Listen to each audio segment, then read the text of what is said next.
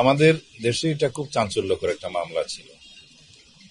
আমি আজকে পুলিশ বাহিনীকে পুরস্কৃত করার কথা ঘোষণা করেছি।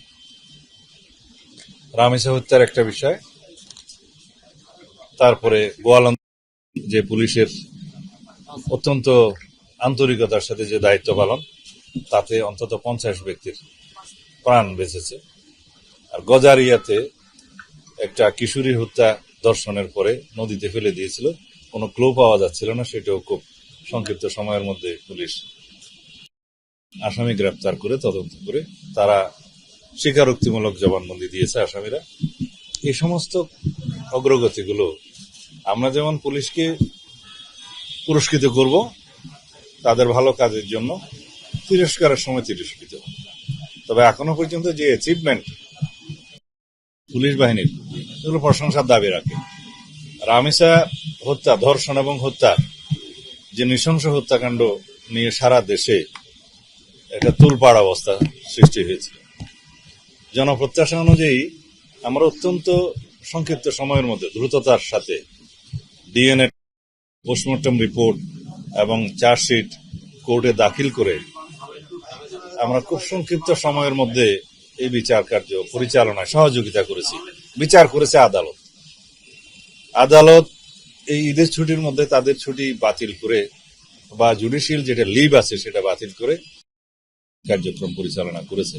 তারা একটা রাষ্ট্রীয় এবং সামাজিক দায়বদ্ধতা থেকে সেটা করেছে। তবে যাতে অবিচার না হয় সেজন্য রাষ্ট্রপক্ষ থেকে আইনজীবী, আসামি পক্ষের আইনজীবী হিসেবে একজনকে নিয়োগ করা হয়েছিল। সাক্ষী প্রদান করা হয়েছে, চিকিৎসকরা সাক্ষী দিয়েছেন, পুলিশ সাক্ষী দিয়েছে। এখানে যেহেতু আসামি 2 জন, যেহেতু 164 স্বীকারোক্তিমূলক জবানবন্দি রেকর্ডেড করা হয়েছে, ডিএনএ টেস্ট এবং পোস্টমর্টম রিপোর্ট হয়েছে, সবকিছু মিলিয়ে এই মামলাটা খুব বেশি কঠিন কিছু ছিল না প্রমাণ।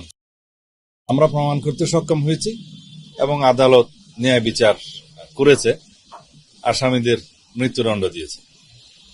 এখন আমরা বলতে পারি যে বাংলাদেশের এই বিচারিক ইতিহাসে এবং পুলিশের গ্রেপ্তার এবং তদন্তের কার্যক্রমের ইতিহাসে এটা একটা মাইল ফলক।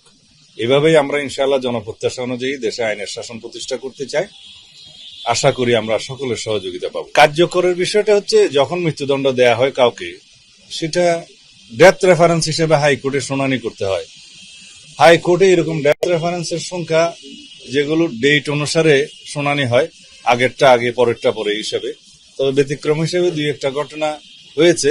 আমরাও এই বিষয়টা মাননীয় সুপ্রিম কোর্টের নজরে আনবো এবং অ্যাটর্নি জেনারেল অফিসকে আমরা বলবো যাতে রামেসা হত্যার এই ডেথ রেফারেন্স শুনানিটা যাতে সিরিয়াল একটু এগিয়ে আনা যায় আইনানুগভাবে। তাহলে পরে ডেথ রেফারেন্স শুনানির পরে যদি মৃত্যুদণ্ড বহাল থাকে, তখন কার্যকর করা আর কোনো সময়ের বিলম্ব হবে না।